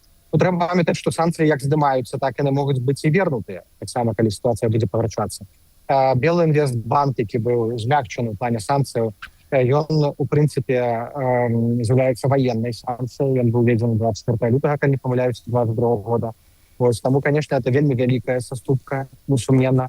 І тут трэба дапільнаваць, каб зараз Белінвестбанк і іншыя структуры, якія былі выключаныя з санкцыйнага спісу, каб яны не дапамагалі ў вайне. Таму што это будзе выглядаць, конечно, вельмі дзіўна, калі зараз Лукашенко зможа яшчэ больш зарабляць на вайне і на смерці украінцаў. І тут мы будзем камунікаваць у тым ліку з еўрапейскімі партнёрамі, каб не дапусціць узмацнення лукашэнкаўскай і пуцінскай ваеннай машыны. Многія гавораць пра тое, што ахвярны ўчынак Міколы Статкевіча паўплываў у тым ліку на тое, што людзі змаглі застацца ў Беларусі. Якія чыннікі, розныя чыннікі былі на тое, што гэтым разам людзі мелі гэтае права?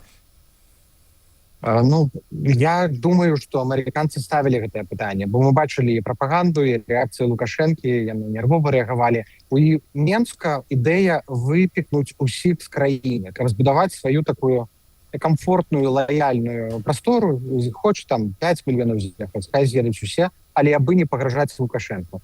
Але для нас прынцыпова, каб людзі заставаліся ў краіне, яны маюць на гэта натуральнае права. Я думаю, што паўплываў і ўчынак Статкевіча. Магчыма, паўплывала і адкрыццё справы ў МУС, міжнародны крымінальны суд, які ў тым ліку расследуе гвалтоўнае выдварэнне людзей з краіны. Паўплываў і ціск амерыканцаў, несумненна, якія на гэтым настойвалі. Нам трэба дабівацца, каб і іншыя палітвязні, калі будуць выходзіць, мелі права выбару. Але у цэлым трэба дабівацца спынення агульнага рэпрэсіі, каб людзей проста не садзілі. Франак, калі чакаць наступнага вызвалення? І наколькі вялікая група новых палітвязняў можа быць вызваленая? Я думаю, што Джон Кол, Крис Сміт, яны самі пра гэта раскажуць. Я ведаю, што яны спыняцца не збіраюцца. Я ведаю, што ёсць установка прэзідэнта Трампа вызваліць усіх закладнікаў, як сам прэзідэнт Трамп называе іх. І мы павінны гэтаму спрыяць. Але пры гэтым мы павінны памятаць, што вызваленне людзей – гэта першы крок да сістэмных пераменаў. Наша задача спыніць рэпрэсіі, пачаць дэмакратычны транзіт у Беларусі. Таму мы прапаноўваем амерыканцам працягваць захоўваць ціск, таму што гэты ціск з боку Еўропы, ён у тым ліку і стварае матывацыю у Лукашэнкі вызваляць людзей па амерыканскім трэку. Дзякуй вялікі, што змаглі прыйсці да нас эфір. Гэта быў старэйшы дарадца лідаркі дэмакратычных сілаў Беларусі Святлана Ціхановская. Франак Вячорка. Дзякуй. Вы на хвалях радыё Свабода. Я працягну расказваць пра тых палітвязняў, якія выйшлі на свабоду сёння. Гэта Кім Самусенка, ён сябра грамадскага руху «Дзея», удзельнік шэрагу рыцарскіх рэканструкцый, эканаміст, быў асуджаны да 6,5 гадоў пазбаўлення волі, нібыта за ўзлом кампутарнай сеткі Менгарвыканкаму. Адбываў свой тэрмін у магілёўскай калоніі. Яму заставалася адседзець каля паўгода. Таксама вызвалены праваабаронца праваабарончага цэнтру «Вясна» Валянцін Стэфановіч, які быў асуджаны на 9 гадоў зняволення. Валянцін адбываў пакаранне ў магілёўскай папраўчай калоніі нумар 15. Таксама гэта Марфа Рабкова. У верасні 2020 года яе затрымалі. Яна актывістка праваабарончага цэнтру «Вясна», адбывала тэрмін у гомельскай жаночай калоніі нумар 4. А зараз да нас далучаецца прадстаўнік фонду «Байсол» Зміцер Ягораў. Добры дзень. Прывітанне, добрый вечар. Добрый вечар. На пачатку нашага эфіру была інфармацыя, што абвешчаны збор дапамогі палітвязняў, якія былі вызвалены сёння, і першапачаткова называлася сума 100 тысяч еўра, а цяпер гэтая сума павялічаная да 250 тысяч еўра, паколькі стала вядомая колькасць вызваленых людзей. Раскажыце, калі ласка, пра гэты збор і як ужо паступаюць грошы, колькі ўжо сабрана? Так, сапраўды, все, як вы сказалі. Зараз мы паставілі сабе мэту сабраць 250 тысячаў еўра. Падобную суму мы сабралі мінулым разам, 260, наколькі я памятаю, удалося сабраць. Вось. Якім чынам ідзе збор? Добра, беларусы адгукаюцца, беларускі таксама. З таго, што мы бачым, зараз сабрана каля 10% ад мэты, якую мы паставілі, вось ужо абноўленай, то бок каля 25 тысячаў еўра ўжо сабраныя. Вось, але, канечне, патрэбна яшчэ. Мы разумеем, што гэта тыя грошы, якія патрэбны на самы першы час палізняволеным, каб купіць, напрыклад, вопратку, лекі альбо нейкія яшчэ прыярытэтныя рэчы для сябе мець магчымасць арганізаваць. 235 чалавек знаходзяцца ў Беларусі і вядома, як складана арганізаваць дапамогу гэтым людзям. Грошы збіраюцца, я разумею, што не вся інфармацыя публічная, але тым не менш ці будзе магчымасць нейкім чынам дапамагчы гэтым людзям. Так, мы ставім для сябе таксама такія мэты, каб мець дастаткова шмат часу на тое, каб грошы з гэтага экстрэннага збору трапілі да тых, каму яны патрэбныя, каму яны фактычна належаць, і за гэтымі грашамі можна будзе звяртацца цягам некалькі месяцаў. Таксама мы будзем шукаць свае магчымасці для таго, каб вызваленыя сёння людзі атрымалі гэтыя грошы, таму што разумеем, што гэта вельмі важна. З іншага боку, таксама мы разумеем, што гэта вельмі небяспечная, як бы так сказать, аперацыя, тому што вось недавно нават былі такія публікацыі, што нібыта затрыманы кур'еры Байсола, якіх у нас ніколі не было і няма. Ось, але людзі нават былі асуджаныя. Мы маем іншыя магчымасці, як перадаваць сродкі без выкарыстання нейкай кур'ерскай сеткі. Ось, але зараз сёння для нас самае галоўнае, конечно, сабраць гэтую суму, бо 250 000 000 евро гэта гучыць вельмі сур'ёзна. Але з іншага боку мы ўжо паказвалі, як беларускае грамадства, супольнасць, мы ўжо паказвалі, што мы здольныя на гэта. 1000 евро для пачатку гэта фактычна мінімальная сума, каб распачаць новае жыццё ў новай краіне без дакументаў, без рэчаў, без всяго. Былым палітвязням патрэбна значна больш. Якім чынам яны могуць атрымаць больш дапамогі, якім чынам яны могуць атрымаць рэабілітацыю? Ёсць шэраг дапамагаючых арганізацыяў за мяжой перадусім, так, якія дапамагаюць адаптавацца. Ёсць, напрыклад, цудоўная ініцыятыва «Вольныя», якія працуюць з тым, каб у кожнага палітвязня быў свой ментар, які дапамагае, напрыклад, пачаць будаваць сваё жыццё ў новай краіне, у Польшы, у Літве, чалавек, які дапамагае адкрыць там банкаўскі рахунак, завесці вось гэты нумар падатковы і так далей, розныя фармальнасці з рознымі рэчамі валанцёры дапамагаюць. Ёсць шэраг таксама іншых арганізацыяў, якія могуць дапамагчы, напрыклад, з медычнай рэабілітацыяй. Байсол наўпрост гэтым не займаецца, аднак у нас ёсць гарачая лінія, куды кожны можа звярнуцца і атрымаць цэлы пакет інфармацыі, куды пайсці, якую дапамогу можна атрымаць, якім чынам, у якім аб'ёме. Гэта у нас ўжо адпрацавана, у нас ёсць масіў інфармацыі, ёсць сувязі з нашымі калегамі, і мы просто кожны месяц сотні зваротаў апрацоўваем, у тым ліку такія, калі самі палітвязніцы, іх сваякі звяртаюцца па нейкія кансультацыі. Вось, што датычыць яшчэ людзей, якіх мусілі сёння вызваліць, я спадзяюся, вызвалілі, таксама мы чакаем, в тым сэнсе, што мы прадбачым, што частка з іх, магчыма, вельмі значная, рана ці позна будзе вымушаная з'ехаць нават супраць сваёй волі. Таму што мы бачым, якія нязносныя умовы стварае ўлада, ствараюць сілавікі для тых, хто нават адсядзеў свой тэрмін ад самага пачатку да самага канца. Мы ведаем пра гэты ціск, пра гэтыя бясконцы прафілактычныя так званыя размовы, якія насамрэч з'яўляюцца проста ціскам, людзям пагражаюць, што вы экстрэмісты, вы зноў пойдзеце сидзець і гэтак далей. І заканчваючы больш жорсткімі штукамі кшталту вобшукаў, кшталту тэрора у дачыненні блізкіх, у дачыненні саміх палізнявольных, ну, не кажучы пра тое, што былому палізнявольнаму вельмі цяжка знайсці працу пасля вызвалення.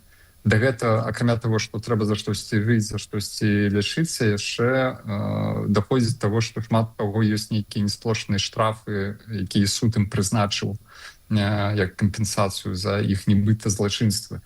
Вось, і ў такой сітуацыі чалавека проста выціскаюць з краіны, і вось тут наша служба эвакуацыі таксама ўжо гатовая і чакае, што рана ці позна будуць заявкі менавіта ад гэтых людзей, якіх мы сёння, спадзяюся, пабачылі на волі. Дзякуй вялікі. У нашым эфіры быў Зміцер Ягораў, прадстаўнік фонду «Байсол». Зараз адкрыты экстраны збор для дапамогі былым палітзняволеным, якія сёння вызваленыя, і вы можаце далучыцца, калі гэта для вас бяспечна. Дзякуй вялікі, Зміцер. Вялікі дзякуй. Хачу падкрэсліць, што кожны данат важны, нават там 5 евро, колькі вы можаце, далучайцеся, усе грошы пойдуць палітвязням. Дзякуй.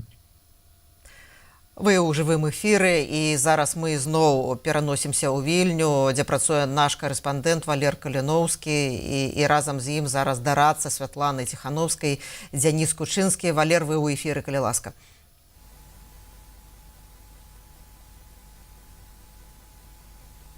Калі ласка, Валер. Так, у нас трошечки праблемы з сувязю. Я спадзяюся, яны адновяцца. А я нагадаю, што зусім недавно Дзяніс Кучынскі гаварыў пра тое, што ужо, напэўна, хвілінаў праз 20-25 палізняволеныя павінны прыехаць у гэтае месца ў Вільні, якое не называецца з прычынаў бяспекі, дзе Валер Каліноўскі, іншыя журналісты, праваабаронцы, былыя палізняволеныя чакаюць і гатовыя сустрэць. Гэта 15 чалавек, якія былі дэпартаваныя фактычна з Беларусі. Яны былі без дакументаў, як і ў мінулыя разы, як у снежні, ў верасні 2025 году. І ў нас аднавілася сувязь, аднавіўся гук. Калі ласка, Валер Каліноўскі, вам слова.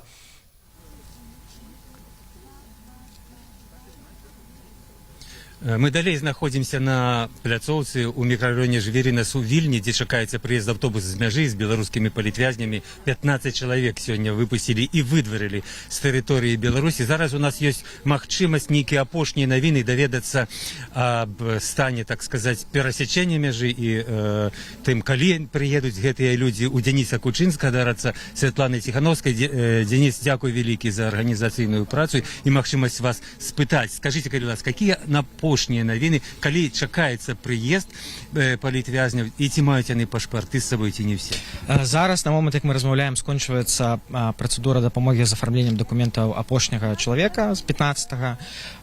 У іх няма дакументаў, няма пашпартоў, тому што это зноў адна з такіх метадаў, які робіць, канешне, рэжым, каб троху ускладніць сапраўды жыццё для нашых герояў. Але тут дзякуй, безумоўна, Літве, падтрымкі літоўскіх інстытуцый, літоўскай службы міграцыі, пагранслужбы, Міністэрства замежных спраў, унутраных спраў, таксама тых арганізацый, якія працуюць тут у Літве па дапамозе беларускім палітвязням, такімі як Freedom House. Ёсць цудоўна, што тут ёсць наш аб'яднаны пераходны кабінет і офіс Святланы Ціхановскай, які дапамагае. Таму зараз вось скончваецца афармленне апошніх дакументаў, і як толькі яно скончыцца, сюды прыедуць нашы героі і гераіні.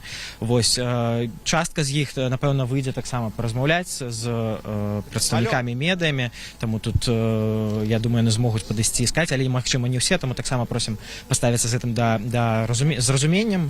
Вось, але сапраўды это вельмі важны дзень, тому што это адно з найвялікшых такіх вызваленняў, і зноў 235 чалавек, якія вызвалены ўнутры краіны і застануцца, і таксама вось 15, якія прыедуць зараз сюды, зноў такі з падзякай, вялікай падзякай Літве за гэта. Мы знаходзіліся ў суждённым кантакце з нашымі амерыканскімі калегамі, я вчора таксама сустракаўся з імі перад візітам, таму вельмі ўдзячны і спадзяемся, што будуць вызваленні і далей, але тут важна зноў-такі, каб і спыняліся і рэпрэсіі, і працягваліся вызваленні, спыняліся рэпрэсіі, ну і зноў-такі, каб мы змаглі працягваць нашу працу па тым, каб все ж таки мы маглі все вярнуцца ў Беларусь.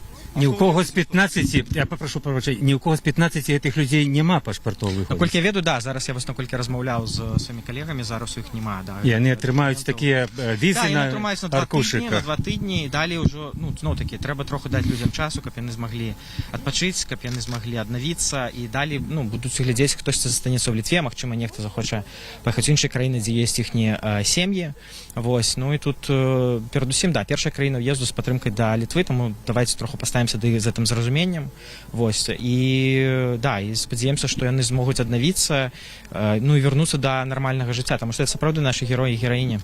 Амерыканская адміністрацыя праводзіла гэтыя перамовы, выпусціла, скажем, врэшце рэшт беларуская ўлада 250 чалавек, 15 чалавек іх толькі выдварыла. Гэта меншая частка, значыцца, выдварана, а большая засталася ў Беларусі. Што вядома пра гэтых 235 чалавек? Ну, вядома, як бы хто гэта, але тут мы таксама варта паставіцца з разуменнем да прыватнасці людзей, калі яны захочуць, каб быць вядомы, што яны выйшлі, што яны там гатовы для каментароў, яны таксама змогуць гэта праведаміць. Зараз у нас працуе вось тут каардынацыйны штаб, вось людзям звоняць сем'і, Вось працуе нашы праваабаронцы, вясна, працуе таксама наша юрыдычная каманда, каб пацверджваць сем'ям, калі выйшлі іхнія родныя ці не выйшлі іхнія родныя.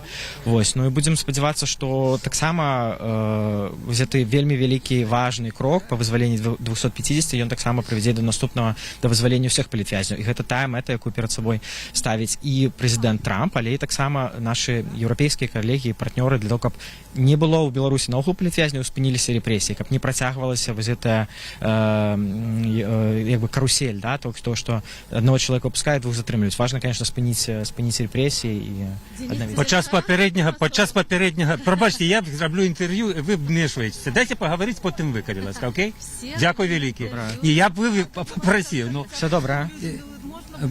Можно, конечно, но треба закончить интервью вам тогда, окей? Я проверяю ситуацию, что кто. Ага. Ну, заодно проверь. Слухайте, ви шмат говорили подчас попереднього включення, то Нелюк, відказуючи на питання Білсата, про удячність американському боку. Як складаються відносини з литовськими владами? Як вони допомагають? Як вони сприяють визволенню політв'язнів? Ну, великая подяка, таки литовскому боку и президенту Наусєді, прем'єр-міністр Царугінєні, і міністр заміжних справ Будрісу, всім інституціям у тым працэсе сапраўды дапамогі беларускім палітвязням, што Літва ўжо не першы раз становіцца краінай, куды беларускія палітвязні вызваленыя прыязджаюць, атрымоўваюць дапамогу. І Літва сапраўды разам з Польшай з'яўляецца з нашымі асноўнымі партнёрамі і в асноўнай такой дапамогай, да, ва ўсім гэтым.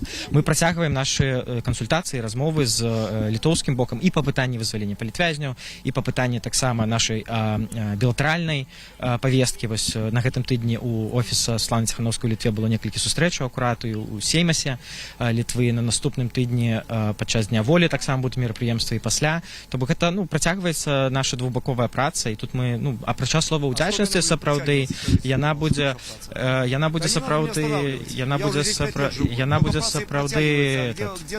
праца будзе. Добра, вибачаюся, я ж не з вами розмовляю, я хотів з вами поговорити з чоловіком, я з вами потім поговорю. Окей. Дякую всім за коментарі. Ну, так тоді ми, напевно, закончимо, тому що, бачите, в мітинг перетворається гэта. Може бути, журналістка Білсату задасть ще? Я хотіла запитати про тое... Чекай, забула питання. Ні, коли ласка, все спитувайте. Зараз у мене було питання. Вылетело з голови. Ну, не важно. Зараз. Добра, да, але вельмі рады, безумоўна, што хацеў сказаць, мы вельмі зараз адкажусь хвіліну, да, калі ласка. Вельмі рады, безумоўна, што таксама журналісты выходзяць на волю, вельмі рады за Белсат, тому што сапраўды тую працу. Дякую вялікі. Шановныя калегі, тут крышачку ў мітынг ператвараецца гэты брифінг. Я спрабаваў зрабіць інтэрв'ю, тут вмяшаліся палітыкі, крытыкуюць офіс Ціхановскай. Так, я думаю, што это нормально крытыкаваць, толькі, правда, не трэба перашкаджаць у працы. Дякую великий за увагу. Передаю слово студии. Ганна, калі ласка. Мы застаемся на сувязі. А зараз я прапаную паслухаць Марка Фейгіна, які некалькі гадзінаў таму быў у нашым эфіры. Гэта расійскі палітык, блогер. І я прапаную паслухаць яго меркаванне што да таго, як ціснуць на Александра Лукашэнку дзеля вызвалення палітзняволеных. Вывод из изоляции режима Лукашенко, когда это происходит путем переговоров об освобождении людей, конечно, помогает устойчивости этого режима. Ну, факт. Да? А с другой стороны, если не делать этого, то люди будут умирать, их будет все больше становиться политзаключенных, заложников белорусского режима. Но это антигуманное отношение, если это игнорировать. В случае именно с Беларусью, в отличие от Москвы, которая ведет войну против Украины, там более специфический вопрос размены санкций на людей. Более специфический, он нелинейный. Там много причин. Ну, как-нибудь поговорим. В случае с Беларусью я считаю, что да, политзаключенных, даже с учетом того, что Лукашенко набирает новых, да, он одних освобождает и сразу берет следующих, потому что это торговый материал. Он может постоянно, используя это, продолжать улучшать свои позиции, там, дипломатические, переговорные и так далее. Тем не менее, как бы тяжело это ни звучало, политзаключенных надо обменивать на санкции. Другое дело, что надо обманывать лукашенковский режим, надо санкции постепенно потом возвращать, так же, как он набирает новых политзаключенных. Возвращать, все возвращать, даже в убольшенном размере. Да? Значит, а как это можно решить? Ну, а по-другому не решить. Пока не устранишь режим Лукашенко, вы этот вопрос никогда не решите. Он всегда будет паразитировать на вот этом возможности постоянно брать из числа собственных граждан заложников и менять на улучшение собственного экономического, там, не знаю, персонального положения, его семьи, его власти и так далее. Но это ничего с этим не сделаешь. Кроме свержения режима в Беларуси, Лукашенко, здесь другого пути нет. Вопрос гуманитарный надо решать. Людей же нельзя там оставлять. Они стареют, умирают, они страдают, их пытают, там, они испытывают проблемы со здоровьем и так далее. Здесь нет вариантов. Но просто санкций должно быть существенно больше. Ими надо манипулировать сильнее. Понимаете? А обманывать режимы, подобные Лукашенковскому, можно всегда и все время. Понимаете? Сегодня сняли санкции, завтра вернули. Я считаю, что никакой моральной позиции там быть не может. Ой, мы будем верны своим договоренностям. Зачем? Почему? Обманывать, швырять – это лучший способ. Зато спасать людей. Вот я так считаю. Політик, блогер Марк Фейгін, а з нами на сувязі зноў палітычны аналітык Валер Карбалевич. Добрый день, Валер. Вот Марк гаворыць пра тое, што вот як Лукашенко вызваляе палітвязняў, набірае новых, то і захаду трэба аналагічную тактыку датычна санкцый. Зняць санкцыі, потым ізноў іх ввесці. Ці вы згодныя, што такім чынам магчыма эфектыўнае дзеянне?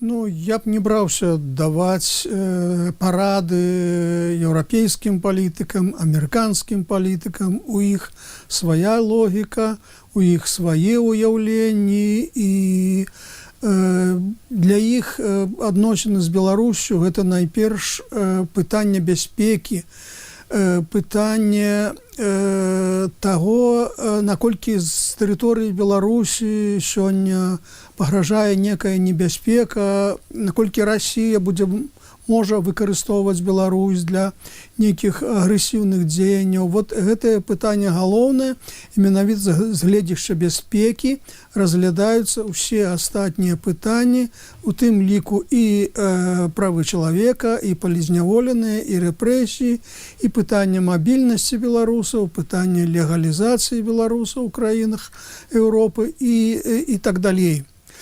Я б хацеў звярнуць увагу толькі што вось вызваленне 250 чалавек гэта рэкорд. Гэта рэкордная лічба, то бок працэс вызвалення павялічваецца у некай такой арыфметычнай прагрэсіі. І гэта добра, гэта добры знак.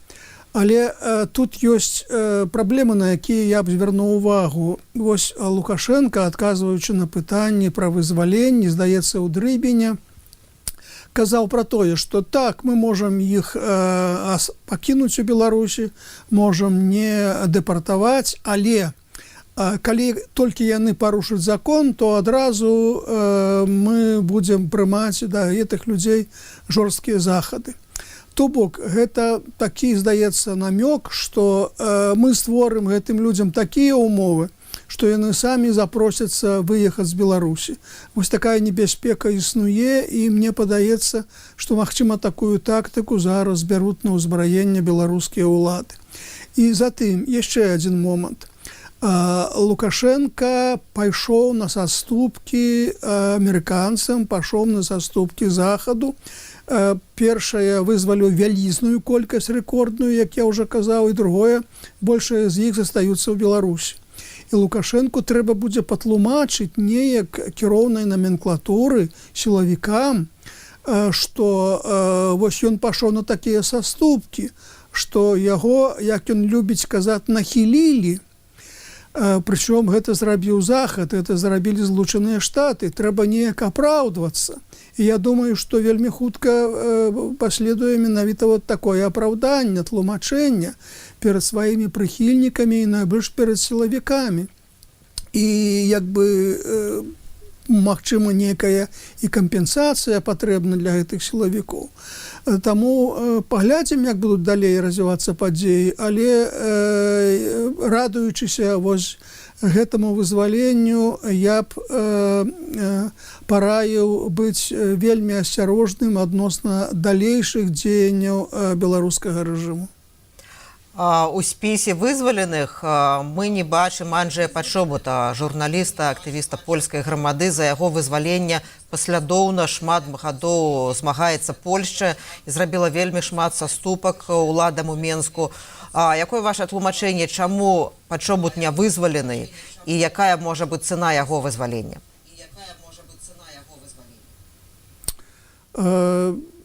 Сапраўды цікавае пытанне, бо апошнім часам беларускія ўлады, найперш міністр замежных спраў Рыжанкоў, кажа, што нібыта з польскім бокам у нас з'яўляецца некае паразуменне, некія кантакты, некае не тое, што пацяпленне, а магчыма размарозка адносін у адрозненне ад Літвы.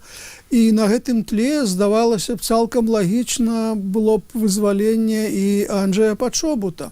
Але вось нешта не адбываецца. Тут некія, магчыма, існуюць закулісныя моманты, некія абяцанні, некія саступкі, якія хоча атрымаць Александр Лукашенко. Ва всякім разе, з таго, што нам вядома, цяжка зрабіць адназначную выснову, у чым тут справа. З таго, што мы бачылі, што трансляваў тэлеграм-канал Александра Лукашэнкі, ён выглядаў вельмі задаволеным. Як вам падаецца, наколькі задаволены ўлады Беларусі угодай, якая была заключаная гэтым вызваленнем, тым, што яны атрымалі, і якія могуць быць іх наступныя патрабаванні, якія могуць быць карты ў іх, калі гаварыць мовай прэзідэнта Злучаных Штатаў? Відавочна, што беларускія ўлады вельмі моцна зацікаўлены ў перамоўным працэсе з Злучанымі Штатамі. На яго вельмі шмат пастаўлена. Вельмі шмат, пакладзена, скажем так, палітычных інвестыцый. Бо менавіта з дапамогай гэтага перамоўнага працэсу беларускія ўлады мяркуюць, можна ажыццявіць прарыў, дыпламатычны прарыў з ізаляцыі на заходнім кірунку. Магчыма, у Менску разлічваюць, што менавіта пад ціскам Дональда Трампа аналагічныя працэсы пачнуць адбывацца і ў Еўропе, у еўрапейскіх краінах, што еўрапейскія палітыкі таксама услед за Злучанымі Штатамі пачнуць перамоўны працэс і гатовы будуць абмяняць вызваленне палітвязняў на зняццё санкцый. І, магчыма, таксама у Менску разлічваюць, што пратрампійскія партыі будуць перамагаць і далей у Еўропе, і такім чынам, натуральным чынам, Беларусь прарве гэтую ізаляцыю. Таму Лукашенко вельмі моцна зацікаўлены у гэтых адносінах, новых адносінах з Злучанымі Штатамі, і, бачыце, паспяшаўся уступіць у Раду міру, якую стварыў Дональд Трамп, прычым падпісанне гэтага далучэння да гэтай арганізацыі адбылося, скажам, з вялікім піярам.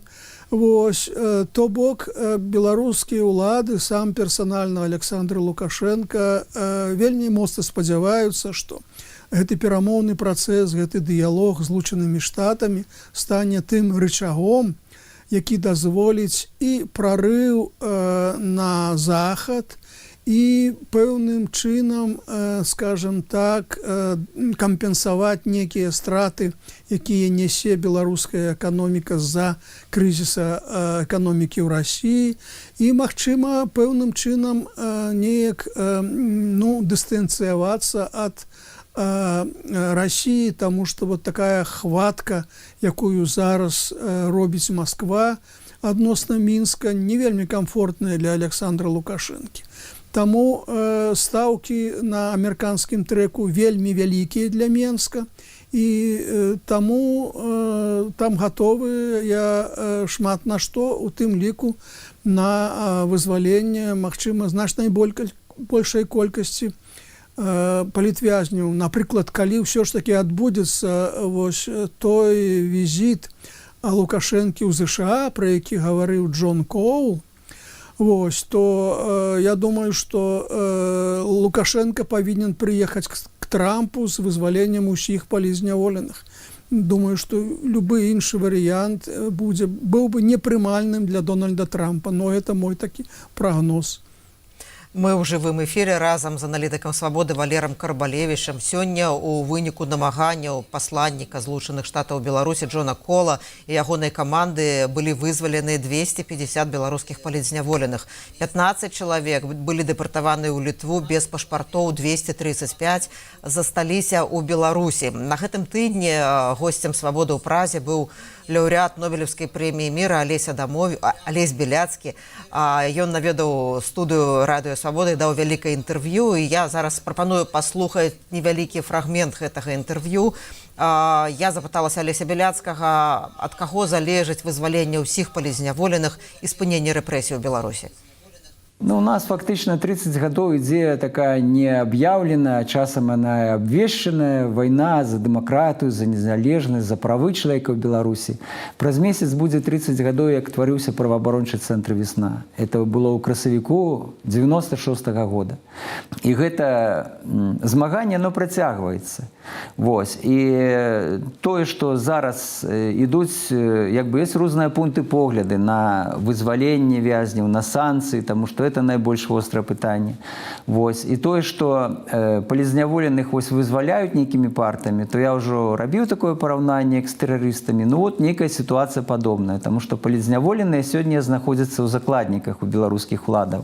І ідзе такі дыялог, як сказаць, перамовы пра вызваленне закладнікаў. Вось, узамен за гэта аддаюцца нейкія, скажам так, зняцце санкцый, але з другога боку таксама трэба разумець, што беларускі рэжым ніколі не пайшоў бы на гэтыя перамовы, калі б не быў вось гэты некалькігадовы ціск, эканамічны ціск, палітычная ізаляцыя ў адносінах да беларускіх уладаў.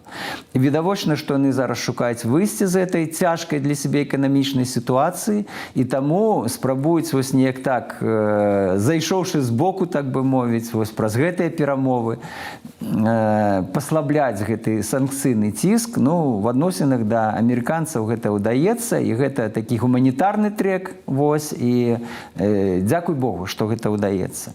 Хаця з боку еўрапейскага звязу санкцыі, якія былі накіраваны ў першую чаргу за тое, што Беларусь удзельнічала ў вайне і працягвае дапамогу Расіі ў гэтай вайне з Украінай, вось, то тут няма ніякіх падстаў пакуль што мяняць сваю пазіцыю, і як мне бачыцца, то амерыканскі бок таксама не надта зараз націскае на еўрапейскі звяз тым, каб змяніць гэтую вот пазіцыю.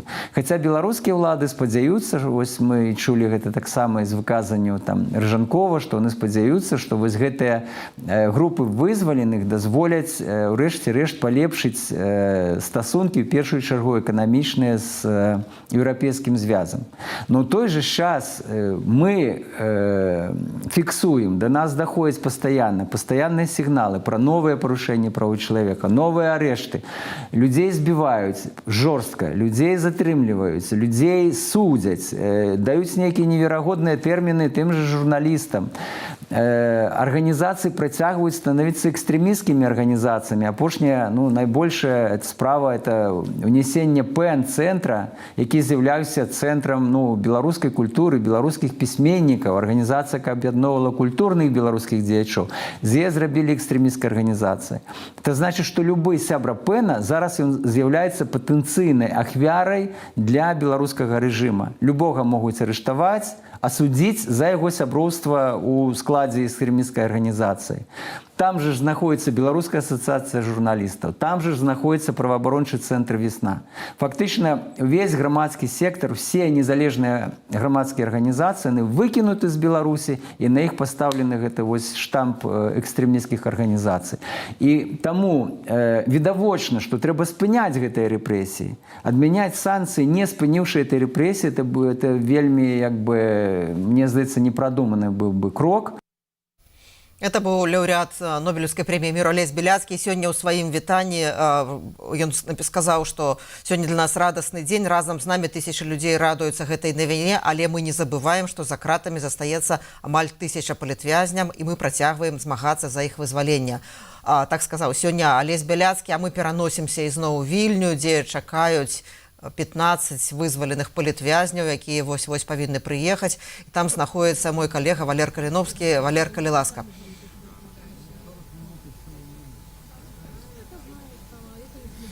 Мы все еще находимся у микрорайоне Жвіринас у Вільні, где чакаецца прыезд автобуса з беларуска-літоўскай мяжы с былымі палітвязнямі, сёння вызваленымі і выдворанымі з тэрыторыі Беларусі. Радца Светлана Тихановская, Денис Кушинский недавно паведаміў, што ўжо выехалі. Автобус едзе. Сюды прыблізна 45 хвілін. Ім можа заняць дарога.